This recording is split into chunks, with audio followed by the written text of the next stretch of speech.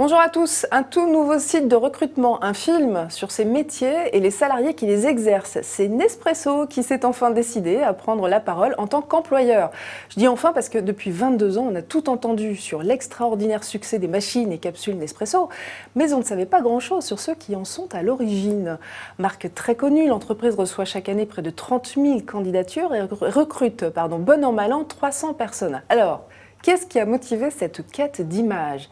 Ils sont venus à deux pour nous en parler, Sophie Kostouri, la DRH de Nespresso, et Arnaud Deschamps, son directeur général.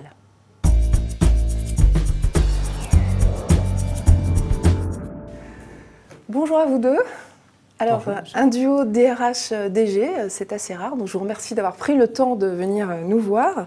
On commence avec votre actualité. Nespresso France sort un tout nouveau site recrutement qui est baptisé Nespresso Carrière, voilà. On va voir des images, on y trouve des offres d'emploi bien sûr, mais aussi un film, ou plutôt un hymne à vos métiers. Sophie Kostouri, on en voit combien des métiers dans ce film ? Dans le film, on voit toute la chaîne de valeur en fait, de la cueillette de la cerise chez nos producteurs fermiers de café jusqu'à la dégustation dans la tasse. Au total, ça fait combien de métiers ? Alors au total, en tout cas chez Nespresso France, il y a plus de 170 métiers qui sont présents. Alors, on les voit peut-être pas tous. On les voit pas tous, bien sûr. L'idée, c'était vraiment d'évoquer les grandes étapes de la chaîne de valeur, depuis la production, la transformation, et puis pour ce qui concerne plus particulièrement la France, la distribution et la commercialisation. D'accord. Alors, son titre, c'est « La quête du geste parfait ». Alors, Arnaud Deschamps, c'est quoi le geste parfait chez un commercial, par exemple, chez vous ? La quête, c'est l'envie sans cesse de se remettre en question, et c'est vrai chez les commerciaux, mais c'est vrai pour toute la population. Le geste, c'est l'humain, c'est la manière dont on se comporte, c'est l'empathie, c'est l'attention qu'on peut avoir vis-à-vis de l'extérieur, mais vis-à-vis aussi des gens en interne. Et la perfection, cette recherche sans cesse de la perfection. Dans les boutiques, par exemple, le geste parfait, c'est la remise du sac à deux mains, que je pense que beaucoup de gens ont remarqué. Mais le geste, ça peut être aussi un mot, une expression qu'on va utiliser dans un centre de relations clients. En tous les cas, c'est le fait de se projeter vers l'autre avec beaucoup d'attention. Alors pourquoi Georges n'apparaît pas dans le film, l'un et l'autre ?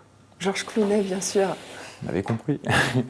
Il aurait pu, évidemment, parce que je pense que des gestes parfaits, il en produit et il est sûrement en quête, lui aussi, de perfection. Donc, effectivement, mais là, l'idée, c'était vraiment de montrer ce qu'on ne montre pas d'habitude, c'est-à-dire l'ensemble des métiers qui font le succès de Nespresso aujourd'hui, et pas seulement son ambassadeur. Oui, l'ambassadeur, le fameux. Alors, vous recevez 30 000 candidatures par an, je le disais tout à l'heure. Sophie Kostouri, ça ne vous suffisait pas, qualitativement parlant ?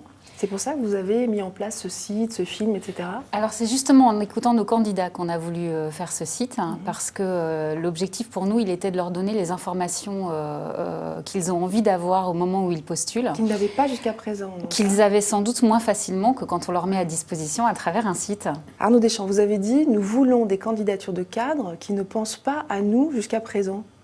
Oui, parce que ce que la plupart des gens voient de Nespresso, c'est l'extérieur, c'est-à-dire les vitrines, les boutiques, c'est notre ambassadeur, ce sont nos produits. En revanche, les gens ne savent pas quels sont nos métiers.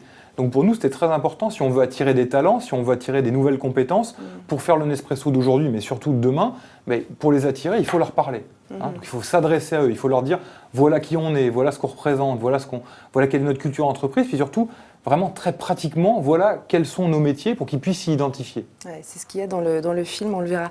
Parlons de vos recrutements en particulier. 300 recrutements, dont 50 créations de postes. Et pour 2014, Arnaud Deschamps, est-ce que ça va être à peu près de ce niveau-là ? Oui, historiquement, on crée 50 nouveaux postes en CDI chaque année. Parce qu'il y a des ouvertures de boutiques ? Mais parce qu'on est en croissance forte et qu'on projette de la croissance pour les années qui viennent. D'où l'intérêt d'avoir un site, c'est justement parce qu'on a des besoins en talent pour demain. Ouais. On est très attentif à la diversité. Par exemple, on avait très peu d'ingénieurs. Ouais. On était plutôt une entreprise de communicants ou de commerciaux. Et là, vous cherchez à en attirer. Et du coup, on a attiré, nous ça fait 5 ans maintenant qu'on attire des ingénieurs justement pour chercher les équilibres. Et Sophie Kostouri, des cadres du marketing, de l'IT, de la finance qui voudraient vous rejoindre, il y a une place pour eux ? Bien sûr. Au-delà des métiers de la relation client, bien évidemment, on est aussi des experts de la supply chain, du e-commerce, du digital. Ce qui est quand même méconnu chez vous, effectivement. Et c'est pour ça qu'on voulait communiquer plus directement pour dire à ces talents qu'il y a aussi de la place pour eux chez Nespresso. Et quels postes sont les plus difficiles à pourvoir chez vous, justement, au niveau cadre, je dirais ? L'IT en général, c'est toujours là où les DRH nous disent qu'ils ont des problèmes à recruter. C'est le cas chez vous, non? Ce qui est important pour nous, c'est qu'on est souvent un faiseur de tendance. Et du coup, les postes que l'on recrute dans ces métiers-là sont des postes qui parfois n'existent pas en tant que tels encore sur le marché. Parce qu'on cherche parfois des talents qui puissent nous aider à construire notre modèle unique et à le pousser plus haut. Donc on a surtout besoin de gens créatifs, en fait. Voilà. Par exemple, on dit on parle beaucoup de multicanal aujourd'hui, des entreprises multicanales qui sont équilibrées entre des boutiques, du retail, du e-commerce, du mobile, des médias sociaux. Il y en a très peu. Donc finalement, pour nous, quand on veut attirer des talents pour construire la relation client de Nespresso demain, comme on gagne beaucoup de prix de relation client, ça veut dire qu'on est plutôt déjà bon sur ça. Donc ça veut dire qu'aller chercher des talents vraiment très pointus ou des compétences précises, c'est pas si évident. Pour quel métier recrutez-vous le plus en France chez Nespresso? Alors, dans les métiers de la relation client, bien sûr, et du coup, majoritairement dans nos boutiques, des conseillers clientèle, qu'on appelle chez nous des spécialistes café. Dans ce film, dans le film que vous avez sur le site, vous donnez l'impression de ne travailler qu'avec la crème de la crème. Alors, est-ce que vous vous sentez élitiste? La quête du geste parfait. Donc, quand on dit ça, on a tout dit. Donc, on cherche des gens qui sont à la recherche de performance, de gens pour qui les détails comptent, qui vont être capables de travailler aussi bien sur le fonctionnel que sur l'émotionnel. Et d'être perfectionniste à la limite. Des gens qui ont envie de bien faire, des gens qui ont envie de se dépasser et qui ont envie de créer de la valeur et d'amener de la valeur ajoutée. Ça, pour nous, c'est hyper important. Après, on peut leur apprendre ça, on peut leur apprendre des choses techniquement, mais dans l'état d'esprit, dans l'envie, en tous les cas, ça, c'est sûr, on met la barre assez haut. Et alors, je vous ai entendu dire tous les deux, nous cherchons des gens optimistes. Vous confirmez? Oui, bien sûr. Nespresso est optimiste, on l'a toujours été. Et c'est rare de trouver des gens optimistes parmi les candidats?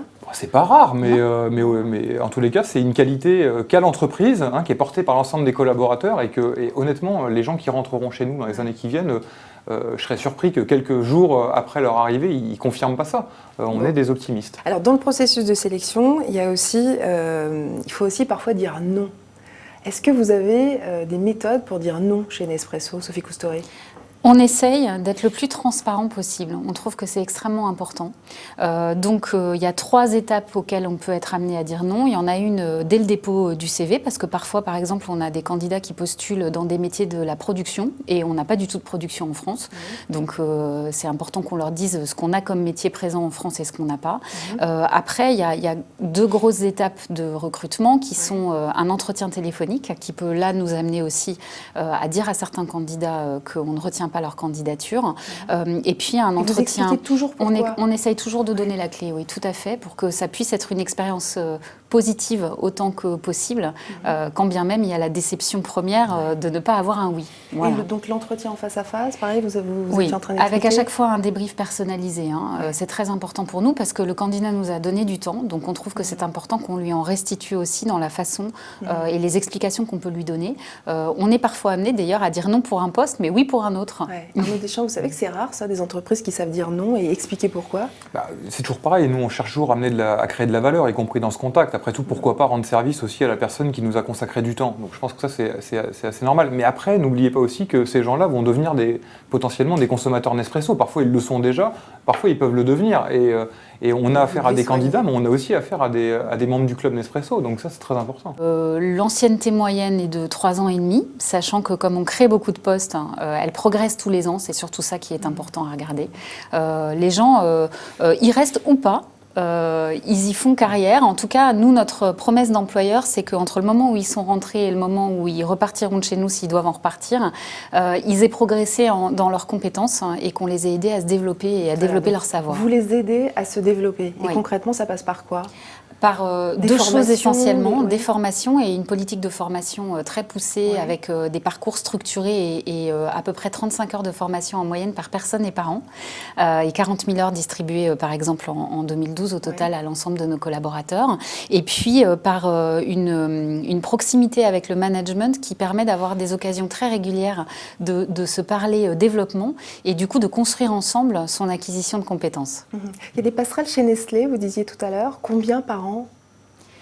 C'est très variable, il n'y a pas vraiment de règles, ça dépend aussi des besoins du groupe. On a aussi beaucoup de passerelles avec Nespresso International. Donc on peut faire carrière aussi donc voilà, chez vous, moi j'en suis un exemple.